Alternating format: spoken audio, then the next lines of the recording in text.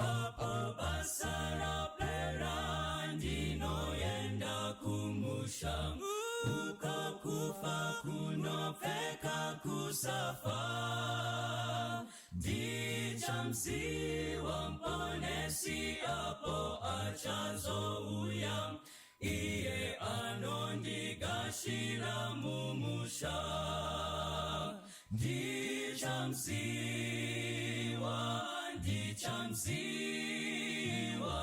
upon dichazomira naye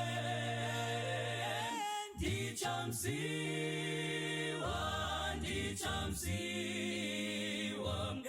ematati mumaoko ake dichazofara kwazo kuona uso wake nekupenya kwemaziso akewo moyo wangu kumkuza ngerudoro nemuta anondigadzira musha kumsoro dichamsiwa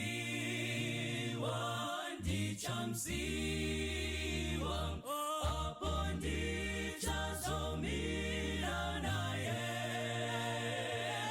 dichamsiwa nematati mumaoko ake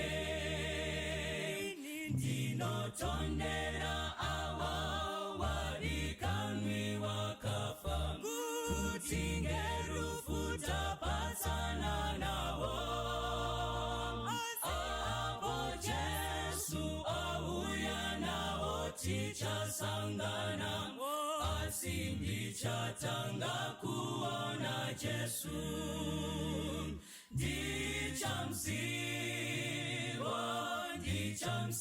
dichamsiwa apo ndichazomira naye dichamsiwa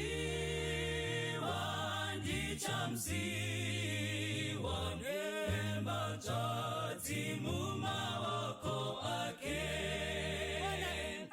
achanditungamira kupinda mazambara apo tisingazowine urambo dichaimba neweseriyorore kufara asi ndichatanga kuona Jesu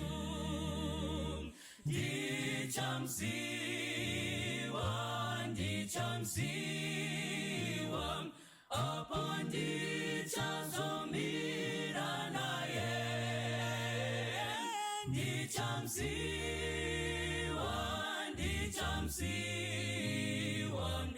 ematati mumaoko ake dichamsiwa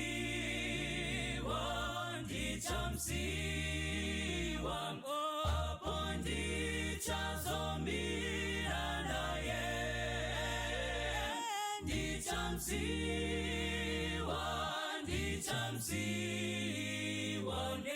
ematati mumaoko ake dichamsiwa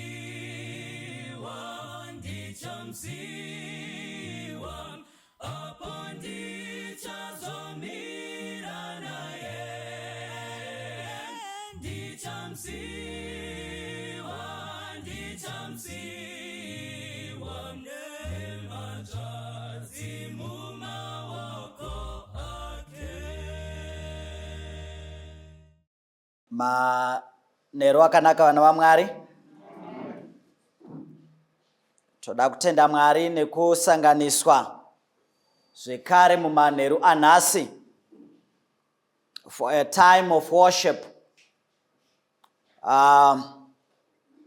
Toda kukwazisa hama dzedu dziri kutevera chirongwa chino vari mudzimba. Mwari akukomborerei, akuitirei zvakanaka as you join us in this service. I also want to take this opportunity to tender the shower power for your music ministry. May God continue to bless you and to grow you in this ministry. Ndoda kutenda futhi my fellow pastor here, ne children's ministry. It's an important ministry in the church. Mwari aku komborerei ne ministry yenyu. Madeko takanga tiri kudzidza tichitarira pfungwa yeshoko ramwari as the foundation of worship. If our worship is not guided by the word of God, kushumira kwedu kunosara kuine mhosva pamberi paMwari. So the word of God is the guide yatinayo pakushumira Mwari.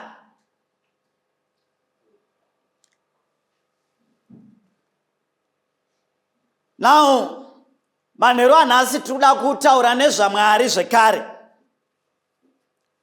anotaura nevanhu vake. Growing up in the village, then my games were not on computers and phones. Taiva nezvima games edu zvataitamba. Saka chimwe chemagemu aya chaitambiwa chichinzi unosungwa kumeso. Then wasungwa kumeso, somebody okulida wakasungwa kumeso achitiye follow me. Iwe unenge uchiti I follow my leader. Saka anenge achenda follow me, I follow my leader.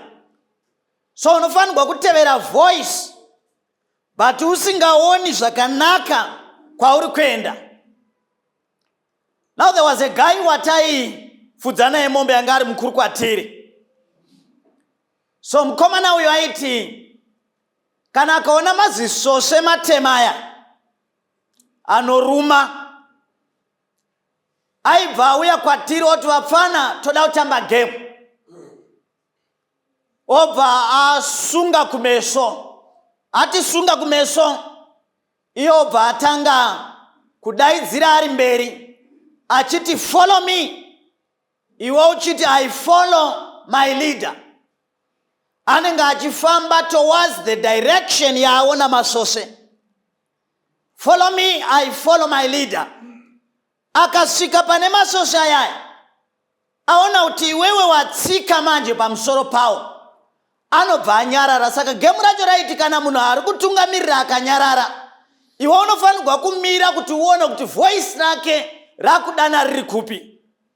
Saka by the time you realize kuti waiswa pamasose, wakandwa panopisa, masose anenge apinda mumajombo, anenge apinda mutrausi, and nhamo yacho unozoitamba. Now,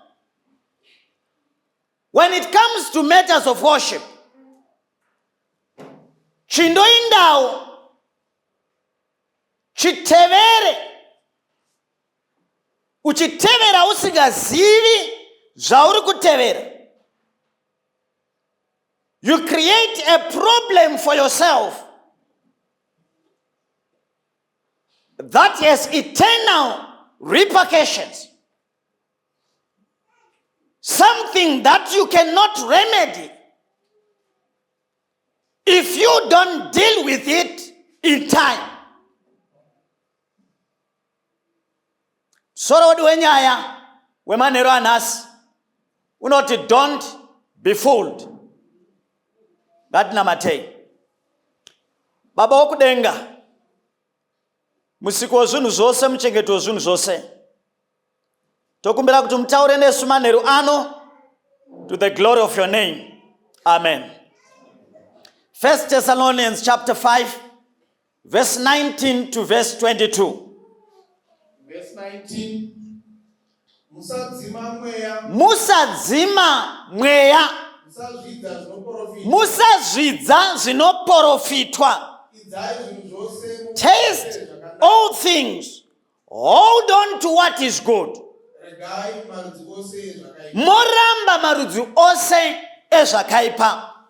Musadzima mweya.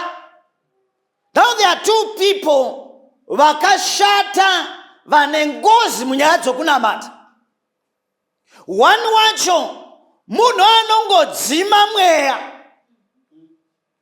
achizvidza zvinoprofitwa. Whoever aprofita anonzi anonyepa. Bhaibheri rati musazvidza zvinoprofitwa. Kana muprofita akamuka, haikona kungomuzvidza. But munhu wechitu ane ngozi ndanongotenda zvinoprofitwa.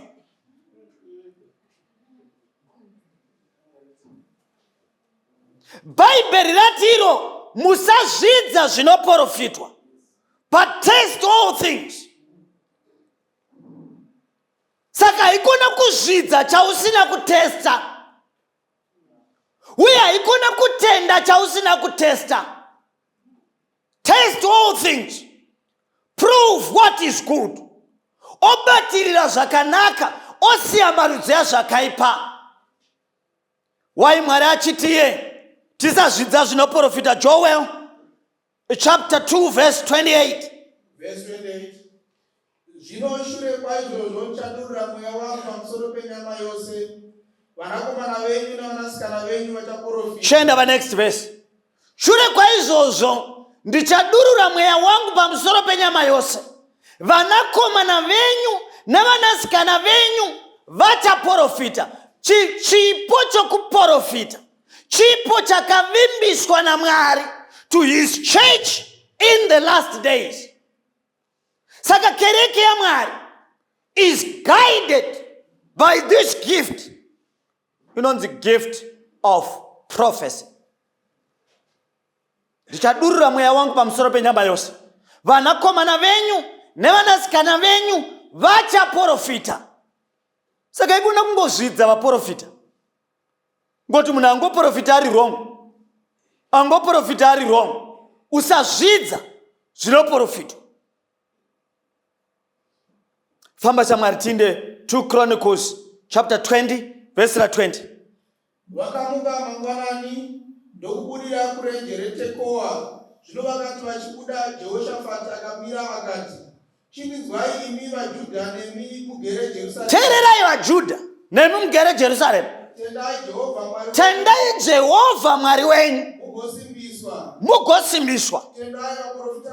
Tendai vaprofita vake. Now,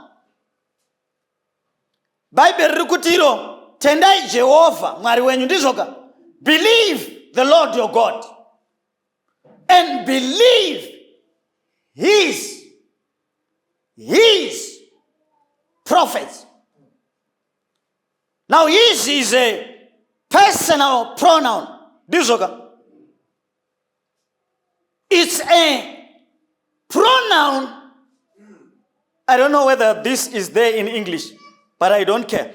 It's a pronoun of possession. Believe his prophets.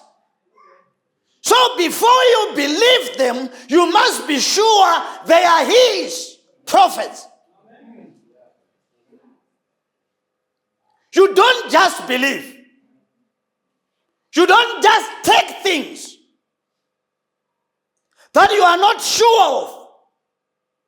You must be sure they are his prophets.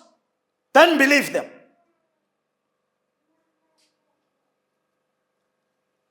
Now why tisingafaniri kungovazvidza? Why tisingafaniri kungotenda?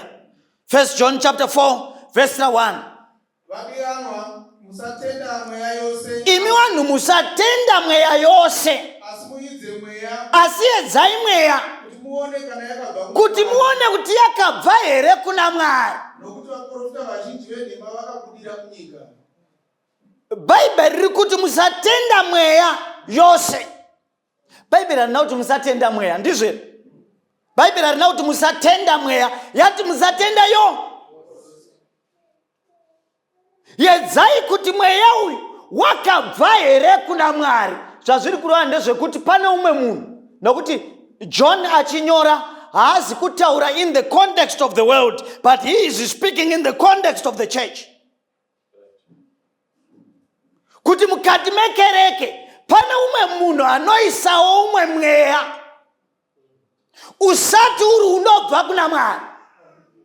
Saka for this reason, don't believe every spirit, but test the spirits to see whether they are from God. God does not promote blind obedience. Follow me, I follow my leader. Test the spirits. Before you believe them, test them. You know, there's this thing that goes around mazuva anaya, chekuti icho touch not the anointed. And it's used to preserve people who are teaching error and to follow them in their error.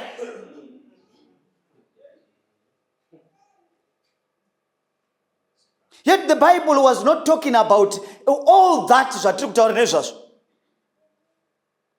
The word touch in the Bible, in the original language in Hebrew, rinongoreva to strike or to kill.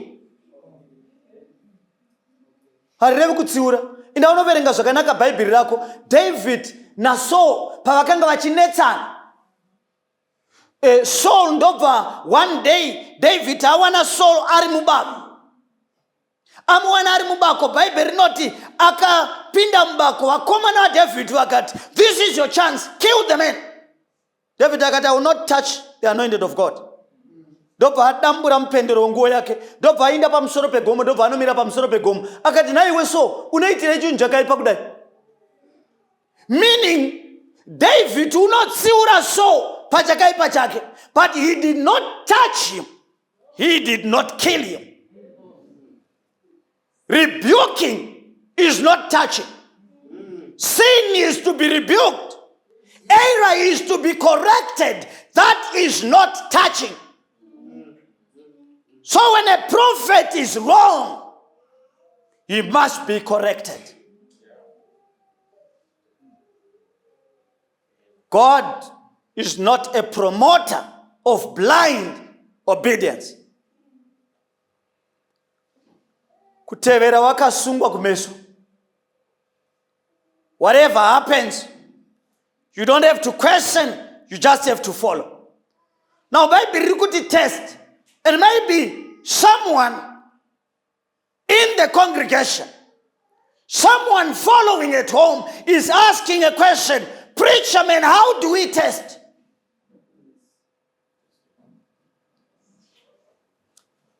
Rekati mbona kuti muprofita wacho ndiani? Because kuti uzive kuti chinhu chandiri kudhila nacho chii, kuti ugona kutesta chaunofanirwa kutesta, unofanirwa ngonyatso uchinzwisa kuti chii.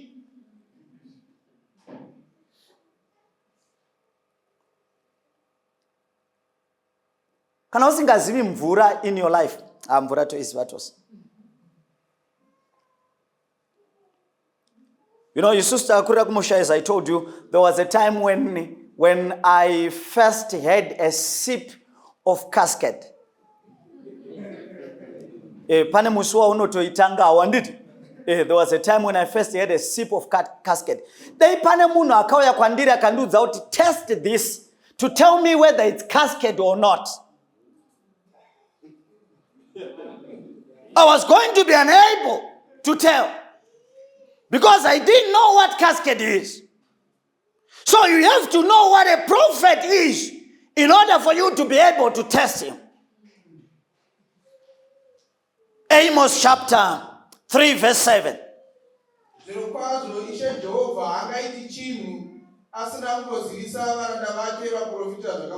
Zvirokwazvo Ishe Jehovha haangaiti chinhu asina kuzivisa varanda vake. A prophet is a servant of God. Now a servant does not minister to the glory of himself, but to the glory of the master. Because he is a servant of God. And this servant of God, basa rake is to reveal the plan of God. Basa rake harisi kuisa pachena zviri kuitwa naDiabolos. Basa rake nderekuisa pachena, nokuti Bible riri kuti the Lord will not do a thing unless he reveals his plan. So God reveals his plan through the prophet. He is not out to talk about the devil. He is out to talk about his plans for his people. No basa. Ndiye anonzi mprofita. Chapter 49 verse 5. Isaiah 49 verse 5. Zvanzi naJehovha akandiumba kubva pachizvaro. Ndiye Isaiah. Such that I may become his servant. Isaiah is a prophet. And the purpose of God calling me is that I may return Israel back to God. Famba? Kuti Israel vaunganidzwe kwaari nekuti ndinokudzwa pamberi paJehovha. Basa romuprofita kutora vanhu vabva panzira yaMwari achidzokera navo pana Mwari. The work of a prophet is not to predict the future. The work of a prophet is to speak on behalf of God for the salvation of humanity. Now, kana uchiverenga muBhayibheri pane umwe akuti, but pastor, pane vaprofita akawanda akapredicta the future in the Bible. Yes, they did. But ukanotarira, whenever a prophet was predicting the future, it was in relation to salvation. Israel zvawabva pamberi paMwari, zvawaramba kufamba nenzira yaMwari, vachauya varume vachabva Babylon. He is now predicting the future. Nokuti waramba kufamba panzira yaMwari, but kana ukatendeuka kuna Mwari, naiye Mwari achadzokerazve kwauri. So his purpose in predicting the future was not just to predict the future, but was to call Israel back to God. This is the work of a prophet. So I'm saying, if you don't know his work, it will be very hard for you to test him, because you will think whatever he is doing is what God has called him to do. Kana ukaenda kubasa ukapiwa job description pabasa, you do what you are employed to do. You don't choose what to do, except if you have become rebellious to the employer.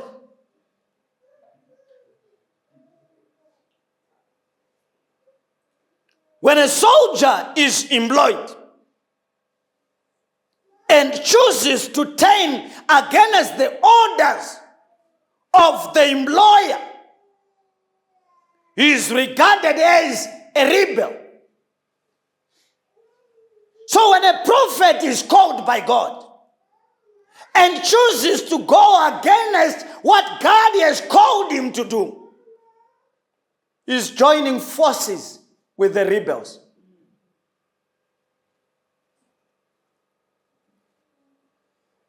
Jeremiah 44 verse 4. Yeah.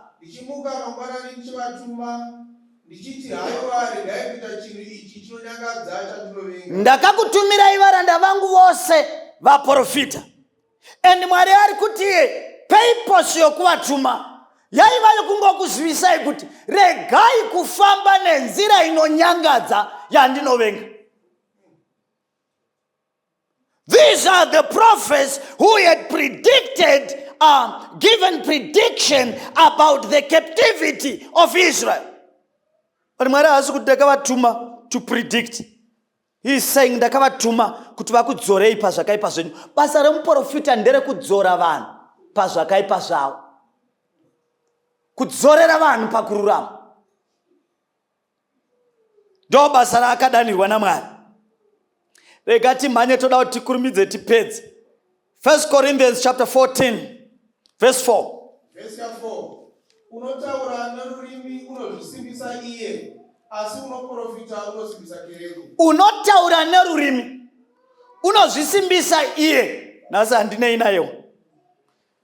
Asi unoprofita unosimbisa kereke. Prophecy is meant to edify or to build the church. This is why when Paul talks about the building, kuvakwa kana kuumbwa kwekereke ya Mwari, anoti we are built upon the foundation of the prophets.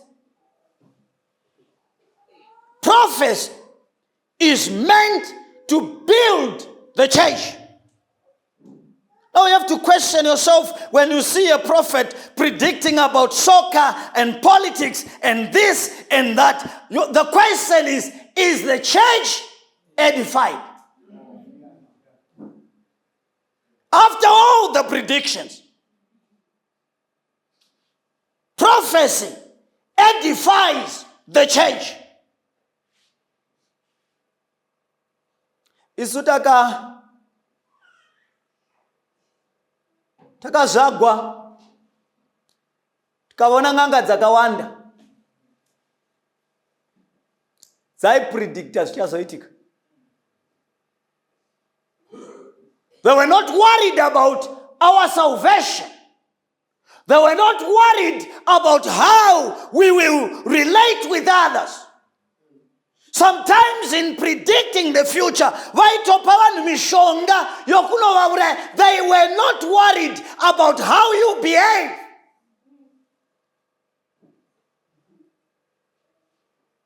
They were predicting the future for the sake of fame. Zangu akata adzipotsi. And that's all they wanted. And this same style yenanga dzataiona kumsha kwedu yapinda mukati mekereke ya Mwari, and it is now outnumbering what the Bible says about prophecy.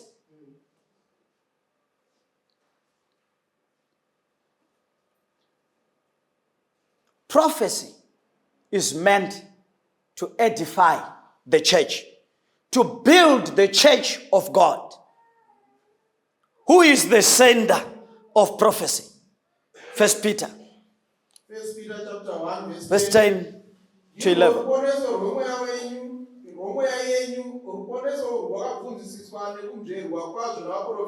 Kwai urundiro ruponeso rwemweya wenyu, ndi Peter ari kutaura. Ruponeso rwacho rwaibvunzisiswa nokunzverwa kwazvo navaprofita. Vaiprofita zvenyasha. In the Old Testament, prophets were giving prophecies about grace.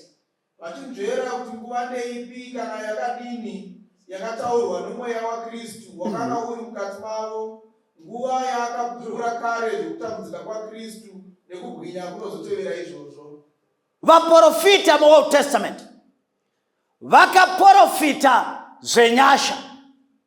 Nyasha ndi Kristu, nyasha ndi Jesu. He is the grace of God personified. Vaprofita in the Old Testament, Bible not vaiprofita zvenyasha dzamaizoitirwa imi. Vaiprofita vakatendeka kurufu rwajesu pamuchinjikwa, kukudzikinurwa kwavanhu. Christ was the sender of Old Testament prophecy. And in the New Testament church, Christ is the sender of prophecy. In the Old Testament, they were giving prophecies in anticipation of Christ. And in the New Testament, they are giving prophecies in appreciation of his coming, his first coming, and anticipation of his second coming. He remains the sender of all true prophecy. Kona chiprofita chanjenga pana Kristu, chakufokasa pane zvimwe zvisiri Kristu, hachibvi kuna Mwari. Christ is the sender. One thing chandinofarira, maybe I just have to mention this, ndechekuti vaprofita in the Old Testament vanonzi vainzvera, vachinzvera kuti nguva ndeipi. So when the Spirit speaks through them, they would go into the Bible to check, is this Spirit saying what Ezekiel said? Is this Spirit saying what Jeremiah said? Vainzvera. A prophet must always check himself with what other prophets have said. Because Jesu achipromisa kuya kwemweya, anoti kana mweya auya, haazotauri zvake, but achatora pane zvangu. He is not coming with a new doctrine altogether. He is not coming with anything new. He is coming with that same old story. So kana ataura tinofanirwa kuenda tonotarira kuti zvaataura izvi zvakambotaurwa here naJeremiah, zvakambotaurwa here naIsaiah, zvakambotaurwa here, totarira kuti zvakamborehwa here.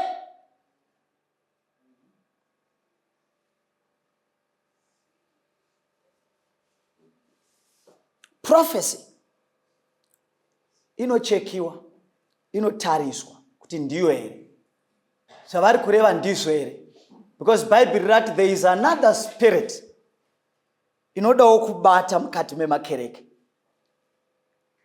Takambotaura madeko, tichingobata vhesi racho, tichingopfuura sezvatichariita futi nhasi, kuti Paul achinyora kuna Timothy anoti zvino mweya anoreva pachena kuti panguva dzinouya vamwe vachatsauka pakutenda, vachitevera dzidziso dzemweya yakaipa. Showing that demons will teach in the church, will stand behind pulpits, will proclaim some messages. So you have to be careful. If there is a thing that you have to be careful about, is a man standing behind the pulpit like I am doing tonight. Whatever I say, you have to check it with the Bible to see whether it's true. And if it's true, you better believe it. If it's false, don't believe.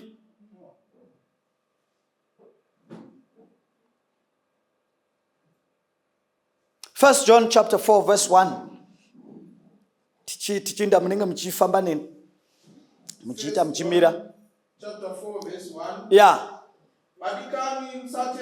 Vadikani musatenda mweya yose, asi edzai mweya muone kana yakabva kuna Mwari, nokuti vaprofita vazhinji venhema vakabudira munyika. Verse 2. Izvi ndo zvichakuzivisai mweya waMwari. Mweya umwe noumwe unopupura Kristu ndo waMwari. Mira, mweya unopupurani? Panoti is now prophecy time. Teerera kuti akupupurani, because ndo nguva yasvika mweya. Panoti yangu yekuprofita ndito ndo nguva inenge yasvika mweya. Pamwe pose patenge tichiparidza paya, vanenge vachiti tiri kuparidza tisati apai. Kana vamu mweya, teerera kuti vari kupupurana. Bible rati mweya mumwe nomumwe unopupura Kristu ndewa Mwari. asi mweya famba asi mweya mumwe nomumwe usingapupuri kuti Jesu Kristu wakauya panyama hauzi waMwari. kana usingapupuri Jesu mweya iwoyo hauzi waMwari. Iwo ndova andikristu wamakanzwa kuti kunouya kwai muridzi wawo manje ndi andikristu. nazvino watova panyika. Makanzwa kuti unouya nazvino wava panyika. Kana makamboziwa maifunga kuti hausati wava panyika mweya wa andikristu muchiti uchauya gare gare. Bhaibheri rati wava panyika. And how is this spirit working? Uri kushanda through a pseudo ministry which is called prophecy. But hausi mweya wokuprofita wazokwadi, mweya wa anti-Kristu. Pana ambo handichitaura kuti maprofita akaipa osere. Handina kudaro. Asi ndati kana vasingakwani apa pane zviri kutaurwa neBhaibheri. Test them, prove them, and after proving them, if you see them to be right, hold on to them because they are good. But if they are wrong, ramba maridzose zvakaipa. Famba chamwa. Vana vaduku imi muri vaMwari. Kwai imimi muri vaMwari manje hamusi vaandikristu. Makavakunda nokuti uyo uri mamuri mukuru kuna iye. Saka na uri muna Mwari manje vanhu ava unovakunda nokuda kwaJesu. Kureva kuti iwe kana uchitenda shoko raMwari, shoko raMwari ndo rinogadzira nekuumba upenyu hwako rokuonesa kuti apa wakupinda munjodzi. Saka wakavakunda. Kana ukangotenda shoko raMwari wakavakunda. Nokuti ari mamuri mukuru muna ari munyika. Kwai asi ivo manje Ivo ndevenyika. ivo ndevenyika. Naizvozvo vanotaura sevenyika. Vanotaura sevenyika nenyika inovanzwa. Bhaibheri rati vaprofita vaMwari vanotaura zvekudzorera vanhu pakururama, ndizvo. But ivo manje ndevenyika. Zvavanotaura ndezvenyika nenyika ichivanzwa. 2012 I'm sure ndandiri kuchikoro kuZambia. And there was this prophet akapa chiprofita akataura Zambia yanga itamba bhora ndobva ataura kuti Zambia is going to win. Ndobva Zambia yawina. And everyone said this is a prophet of God. And I asked the question, was the church edified? After knowing kuti Zambia inowina bora, are you edified? Ivo ndevenyika. Zvavanoona ndezvenyika. Nenyika inovanzwa. Kana ida kuziva kuti uri mumweya here kana kuti uri munyika, tarira vaunowa.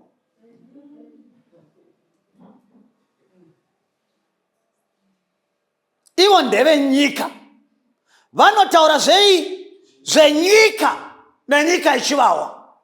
They see your houses, they see your cars, they see you flying to UK. But they don't rebuke you when you are in sin. Ndevenyika. So be careful. Nezvaunotevera, nezvaunonzwa, nezvaunoti ndizvo.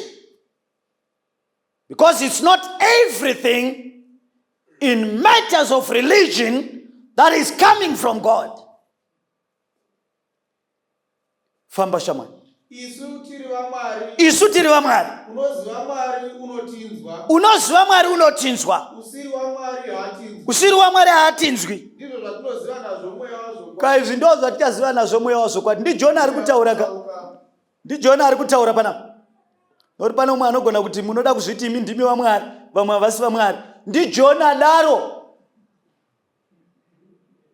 John ati kana uchiziva Mwari unonzwa izvi zvaverengwa.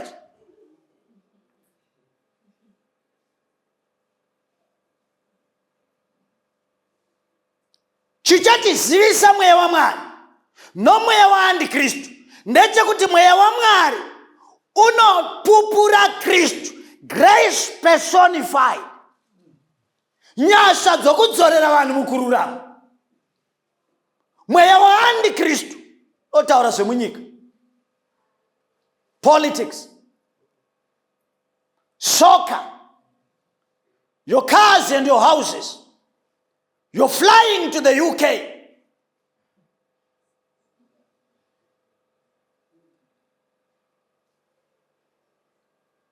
Second Peter 2 verse 1 to 3. Asi kwakanga kuna vaprofita venhema pakati pavanhu. Kwaiva navaprofita venhema pakati pavanhu. Sezvavachavapo pakati penyuwo vadzidzisi venhema. Vadzidzisi venhema vachararamawo pakati penyu. Vachapinza pakavanda. Vanopinza pakavanda dzidziso dzakatsauka. Dzinoparadza. Yes. Vachiramba naye tenzi wakavatenga. Vachiramba natenzi wakavatenga. Vachizviwisira kuparadza kunokurumidza. Verengai verse 3. Verse 3. Pakukarira kwavo mari. Pakukarira kwavo mari. Vachakunyengerai namashoko amano-mano. Kutonga kwavo kwakatarwa kare hakunonoki, nokuparadzwa kwavo hakukodziri. Chirungu chinoti, through covetousness they will make merchandise of you. They will turn the church into a business enterprise. They will make profit out of you. The Good News Bible note, they will make profit out of you. The New King James Version, they will make merchandise of you with feigned words. Vachishandisa mashoko emanoma,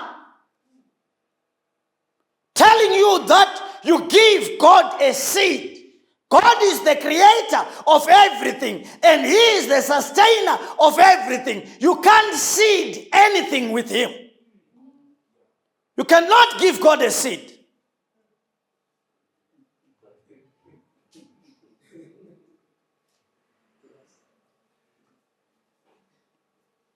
With feigned words.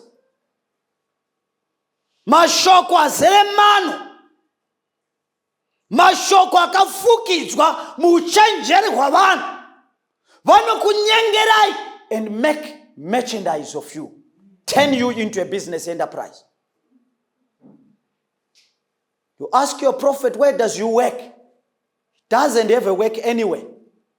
They just come into the church and they tell you that bring it here. Seed it here. And after seeding it, chazochireceive chakakura pambera. Now, if you read your Bible very well, you will see that Mwari panoita call people to give. He is not calling them to seed. God does not call people to give before blessing them. So you are not going to seed anything with Him. You are blessed already. You are honoring Him. You are praising Him. Not seeding anything. You can't seed with God. He's greater than you. Because if you give someone a seed, you are the one who is sustaining him. Now when it comes to God, God is the sustainer. You can't sustain him. Philippians 3 verse 18, 19. Yes. Nokuti vazhinji vandakakuudzai kazhinji nazvino ndinokuudzai nekuchema. Yes. Vanofamba vari vavengi vamuchinjikwa. Peter atiyo vanoramba Kristu wakavatenga ndizvere. Philippians yakuti vanofamba vari vavengi vomuchinjikwa. Kuguma kwavo ndiko kuparadzwa. Kuguma kwavo ndiko kuparadzwa. Mwari wavo idumbu ravo. Vanozvirumbidza pamusoro pezvinonyangadza zvavo.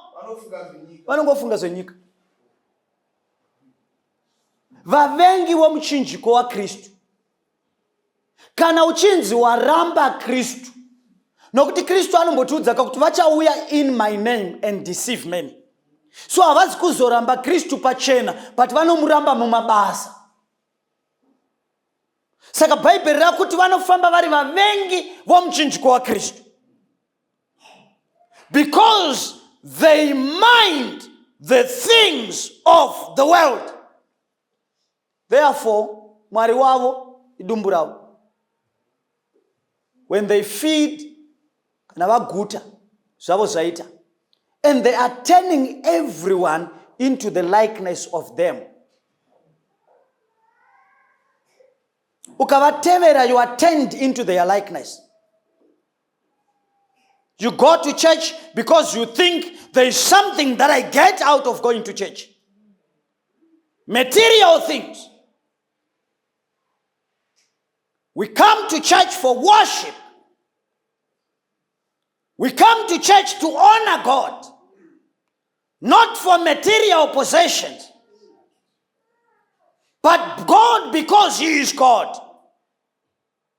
He sustains us.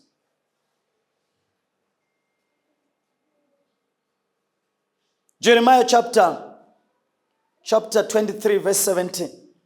Vanoramba vachiti kuna vanondizvidza. Bhaibheri riri kutaura pamusoro pemuprofita wenhema.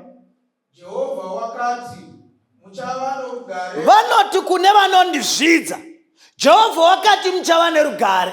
Uye kuno umwe nomwe unofamba noukukudu hwemwoyo wake. Kuno umwe nomwe unofamba namaonero ake.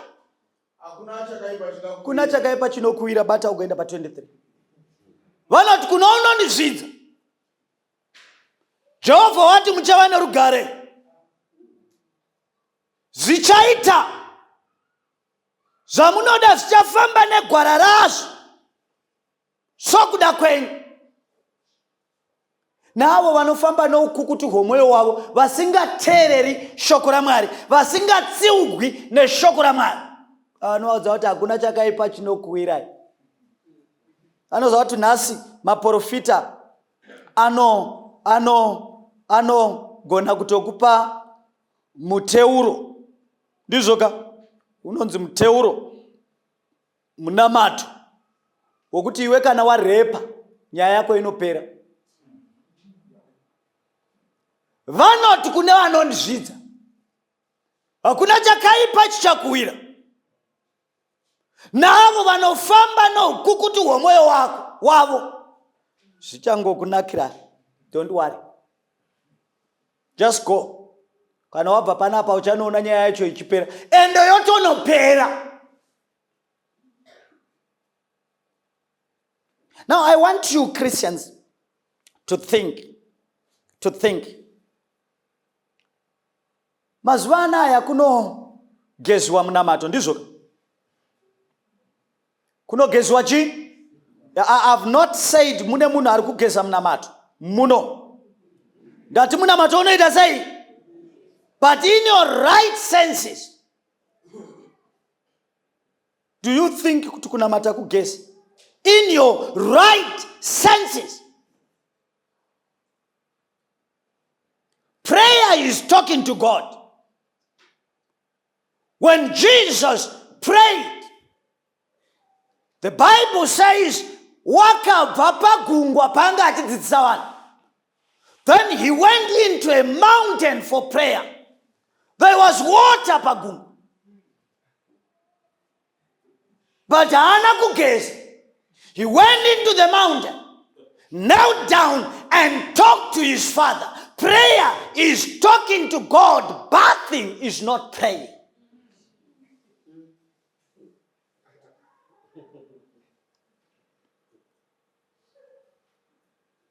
Verse 23. Ko ini ndiri Mwari uri pedo, ndisati ndiri Mwari uri kure here. Ndizvo zvinotaura Jehovha. Muri pavhesi ani kwenu? Jeremiah 23. I see your verse here. I see you. Verenga verse 22. Verse 22. Asi dai vakanga vamira parangano yangu. Dai vanhu ava vaimira parangano yangu.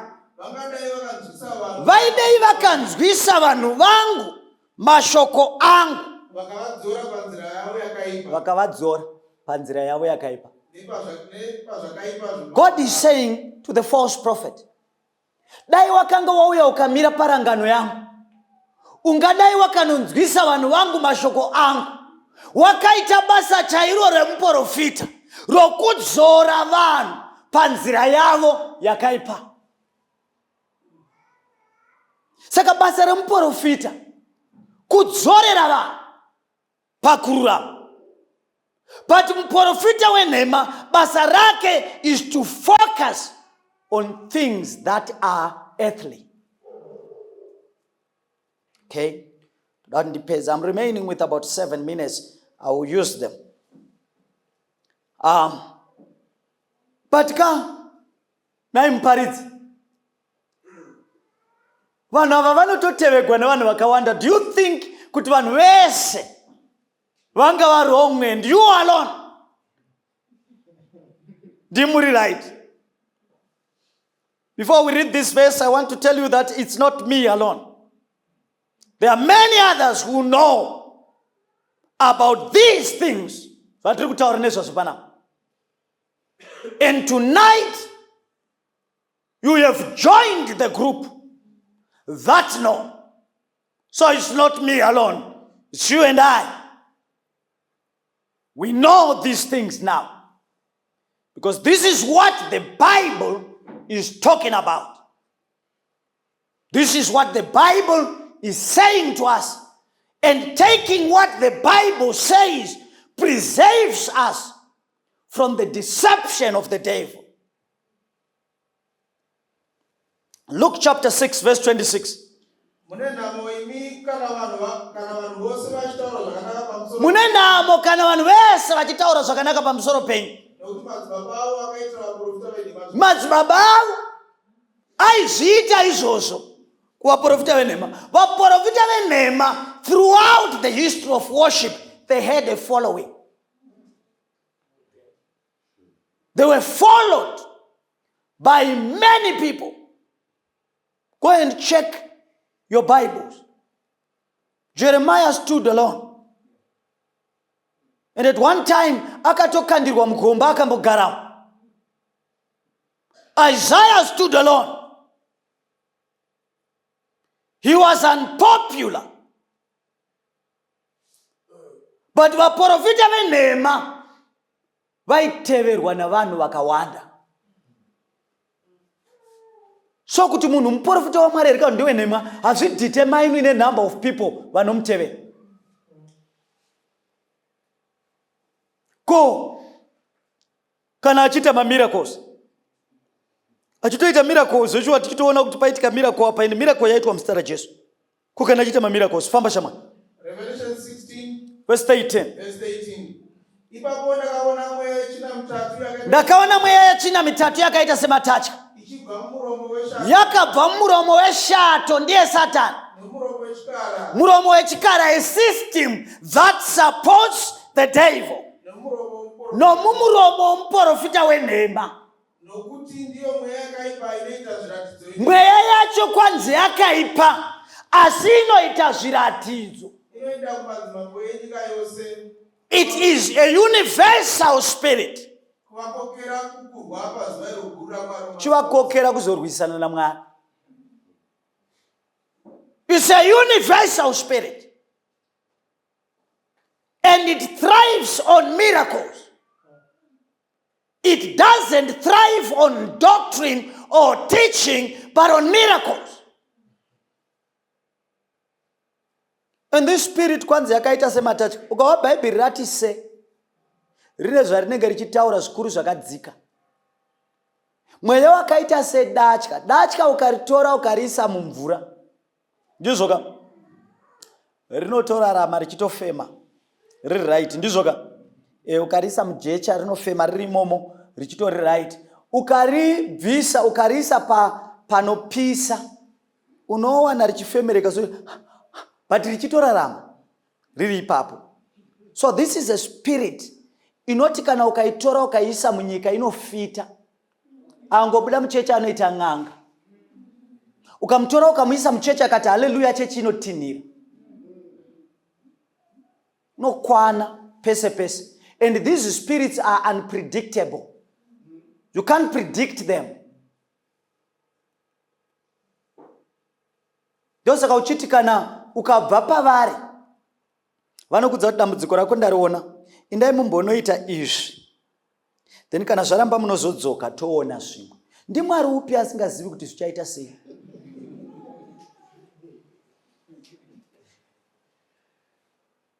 You can't predict what happens when you go to them. Dachika ukariwana rakagara apa, you cannot predict kuti jamba richaenda kupi. Wozorogona kutosimuka ipapa richijamba rakatoda iso, iro rakatarirawo parongosimuka wotoona richiti wa richinomira ravo. You can't predict. And this is what they are. Know them. Know them. Kuti ugone kuvatesta. Indrungo kubetsera kuti kana wavaziva, paunozosangana navo, test them and see vabva kuna Mwari here vakuru ava, kana kuti ndaakuteerera dzidziso dzemadhimoni. Kwai mweya uyu unonyengera nyika yose. It's a universal spirit. Ko kana munhu uyu achitaura zvinhu zvinoitika, Acts chapter 16 verse 16, pane munane NIV aivhure nekukasika, a New King James Version, not NIV. Do you NIV? Ayo is NIV. Do you NIV is New International Version. I want New King James Version.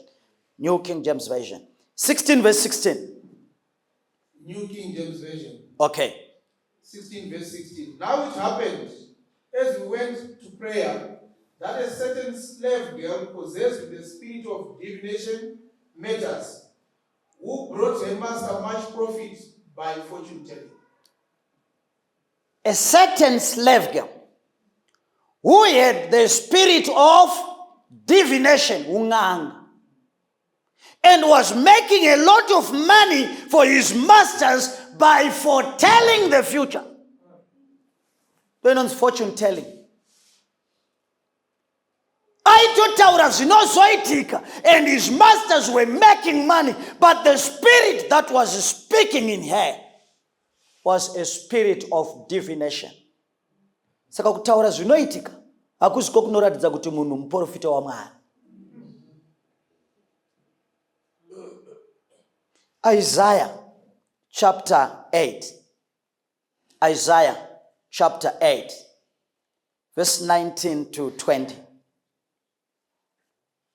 And when they say to you, kana vakati kwamuri, seek those who are mediums and wizards, endai munobvunza masvikiro navavuki, who whisper and mutter, vanorira nokuita zeveseve. should not a people seek? Vanhu havafaniri kuvhunza Mwari wavo here. Should they seek the dead or Vanofanirwa kuvhunza vakafa pamusoro pevapenyu here. the law and to the testament? Dzokerai pamurayiro nepazvipupuriro. If they do not speak according to this, If they do not speak according to this word, it is because there's no light. it's because there is no light in them. If they do not speak according to what the Bible has been telling us, the law is the first 5 books of the Bible. The testimony was the books of the prophets and what we call the writings.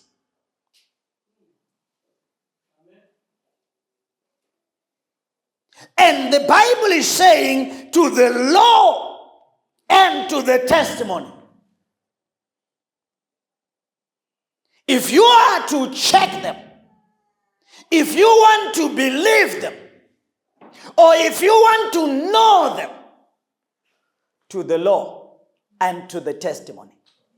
Check them against the Bible, the teachings of the word. If they do not edify the church in their prophecies, it's because there is no light in them. If they don't rebuke sin in the time of prophecy, it's because there is no light in them. If they focus on the things of the world rather than the things of salvation, it's because there is no light in them. to the law and to the testimony. Test them with this book, and the book will tell you whether they are from God or not. Kana zvarewa nebhaibheri manheru anaya pano zvisiri izvo zvavari havazi vaMwari, asi kana zvarewa nebhaibheri panapa zviri izvo zvavari, believe them. To the law and to the testimony. If they do not speak according to this word, it's because there is no light in them. The Bible is not saying there is little light, but there is no light. Is it your desire, mwana wa Mwari? Tadarika ni only 3 minutes. In sermon yangu yapera. Yes, you know, it's your chance. It's your time. So whatever is happening now, I'm not using my time. I'm using yours. Is it your desire? Kurarama upenyu wako according to the word of God. Is it your desire and your prayer? Kuti Mwari ndichengetei munyika yazara uporofita. Uporofita wamuka wa pese pese. Uzhinji wacho, I don't want to say all. Uzhinji wacho ndewenema. I'm not saying all because I want you to go and test them. Ndewenema. But uri kuti Mwari ndichengetei, ndirwirei, ndidzivirirei. Shoko renyu ndirichengete muhana, nairo rigondichengeta kubva kunjodzi inounzwa nouprofita wenema. That if follow me, I follow my leader. Aishande munyaya dzekunamata. Nokuti musi waunorealize kuti wanga uchiendeswa munjodzi, panogona kunge pasadzokeki. Make a choice today to stand on the side of God. Is it your prayer? Just lift up your hand. We want to pray. Kana unomnamato iwoyo, lift up your hand. We want to pray. As Pastor Fusire is coming kumberi kuno kutizonamata, just lift up your hand. We want to pray. We want to pray. Maybe let's stand. Let's stand. Let's stand. Katisimuke. Peadventure pano Mwari panapa ari kuti Mwari indakanisa ndaziva kuti zveshuwa nyaya idzi ndo zvadzakaita mukati meshoko renyu. But I want to make a choice for the first time. Ndauyawo pano maybe ndakokwa. Ndauyawo pano maybe ndangodecide kuuya. I want to make a choice for the first time to stand on the side of God. If you are here and you have this desire and prayer, iwe chisimudza ruoko rwako uri pauri ipapo. Wakamira kudaro, simudza ruoko rwako. Mwari otikomborera, Mwari otiitira zvakanaka. And then we pray. Toenda kumba. If you are there, simudza ruoko rwako. Simudza ruoko rwako. We are not going to take long. Time yedu yatosvika payapera. You know how God has spoken to you and to your life. I don't have to keep on talking and talking. Wherever you are, just raise up your hand. We want to pray. Simudza ruoko rwako, takuda kutonamata. I'm not going to take long. I'm not going to take long. Just raise up your hand. We want to thank God that Mwari ataura nesu kuti simbisa. Mwari ataura nesu kuti wedzera njere nouchenjeri. Let's use uchenjeri watinopiwa neshoko raMwari for our salvation. God bless you. In Jesus' name, amen. Our God and our Father in heaven,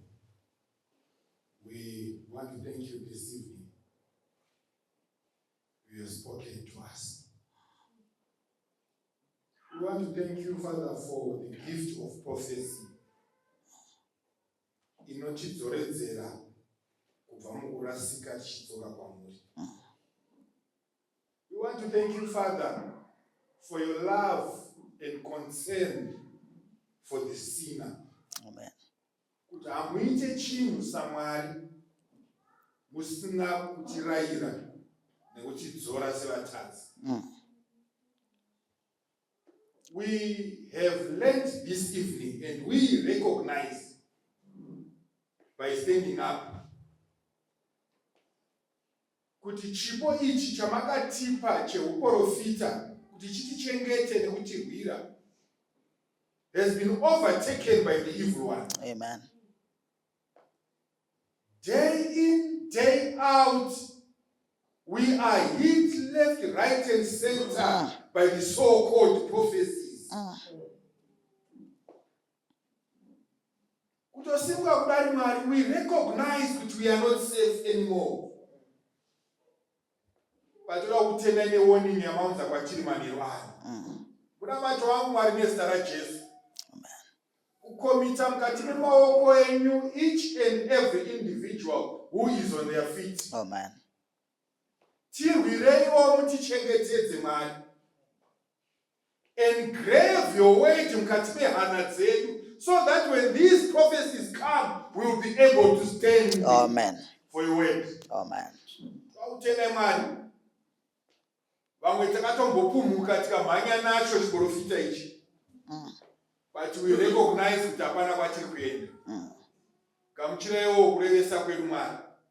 Mutiregerere kudarika kwedu kubva manheru ano going forward. Tichengetedzewo neshoko renyu. Amen. Tautenda ine muranda wenyu wamashandisa uyu. Muchengetedzewo noti wakaipa hafari kana chifumurwa zvakadai. Vana venyu ava Mwari varwirei vachibva muno. Wakaipa is not happy because he knows kuti afumurwa and unotsvaka kuvaparadza. I pray God for protection that comes from above. Amen. Tarisiro yedu kuti muchatitukamirira mumwe nemumwe mukati menzira mugotidzosa zvekare mangwana. Amen. Tichinzwa zveukuru hwenyu nekukunamata ukuru hwenyu nekutenda kwedu. Uku ndiko kunamata kwedu Mwari. Muzita raJesu Kristu tenzi wedu. Amen. Amen. Uwaye kunamata moyo unofawa touya kuna Jesu onesi wedu nekutenda touya kuchishangu chedu ora pawa makaneta shakanaka kuwayo mukunamata tinokomborerwa ora pawa makaneta shakanaka kuwayo nguva yekunamata tenzi oswedera ane tsitsi kunzwa vana vachichema zvese tinozviisa pamakumo ake ora pawa akaneta zvakanaka kuwayo mukunamata tinokomborerwa ora pawa akaneta zvakanaka kuwayo nguva yekunamata apo vanoenda